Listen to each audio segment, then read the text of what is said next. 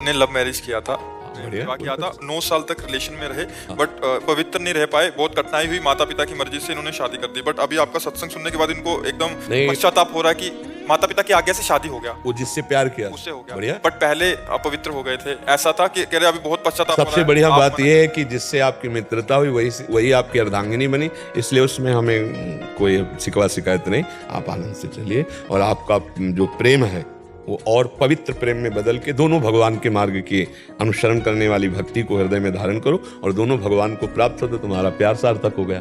दोनों एक ही जगह पहुंच जाओगे श्री भगवान के पास। आजकल जो प्यार होता है ना वो सब दिखावटी और नौटंकी नाटक होता है। वासना की पूर्ति की, फिर ब्रेकअप कहते हैं। ये ब्रेकअप मतलब शरीर को तुमने क्या समझ रखा है? दोना पत्तल समझ रखा है? अरे जीवन चरित्र है। एक बार जैसे मानो आपने प्यार किया, ठीक है, हाथ मिलाया आजीवन के लिए तो बढ़िया है, हमें कोई परेशानी नहीं।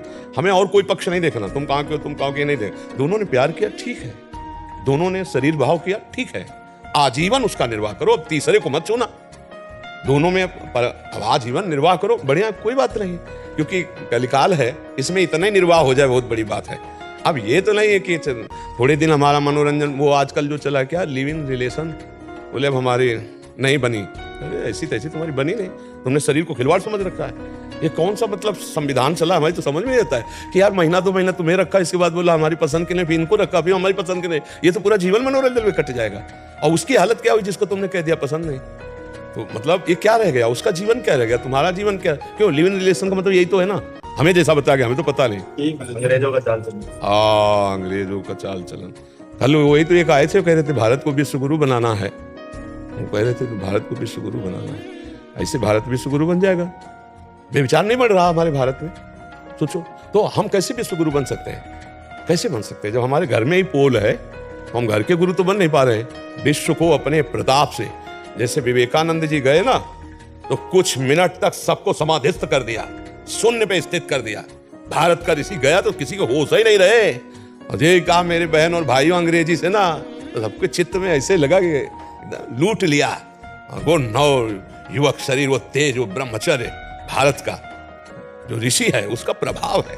तब सबने माना कि हाँ विश्व गुरु के लिए तो मतलब हमें लगता है कि प्रेम निषेध नहीं, हम भी नहीं करते, इस बात का निषेध नहीं करते। दोस्ती करो लेकिन आजीवन के लिए करो, ये हम पहले से कहते चले आ रहे हैं। हम दोस्ती का निषेध नहीं करते, लेकिन तब तक जब तक तुम्हारा ये निर्णय पक्का ना हो जाए कि तुम दोनों दोस्त आजीवन एक साथ रहोगे, तब तक उसको पवित्र रखो।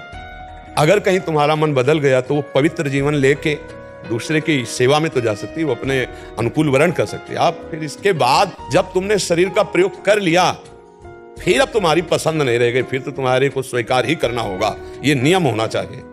अब जो चल पड़ा है कि भाई हमारी पसंद, और लव मैरिज करने के बाद 1 साल के बाद तलाक, ये लव मैरिज किसे कहते हैं? क्या मतलब हुआ तुम्हारे लव का, तुम्हारे प्यार का कि 1 साल दे और इसके बाद दोनों में झगड़ा हो, दोनों में तलाक? कैसा लव मैरिज भाई?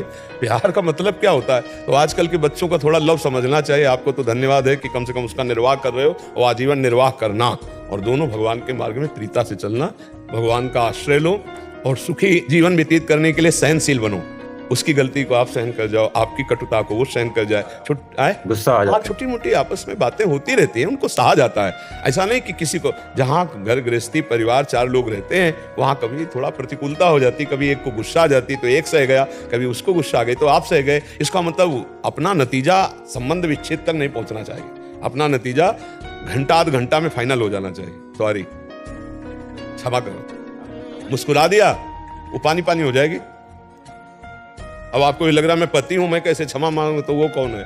वो भी तो परम पति का अंश है, कोई अंतर थोड़ी है। वो भी तो दैवी शक्ति है।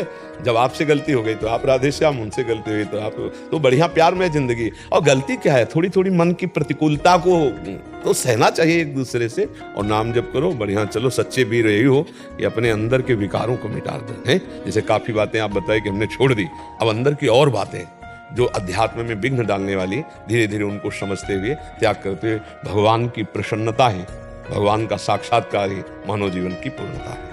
यही पूर्णता है। राधा राधा नाम जपता आपका बस। हाँ, बस इसी से सब हो जाएगा। अब देख लेना। ज्ञान मूलम गुरु मूर्ति, पूजा मूलम गुरु पदम, मंत्र मूलम गुरु वाक्य, मोक्ष मूलम गुरु पदम। हाँ, अगर इतना दृढ़ भाव है तो श्री जी अपने आप सब पार कर देगी। उन्हीं की करुणा के सारे अपने लोग हैं।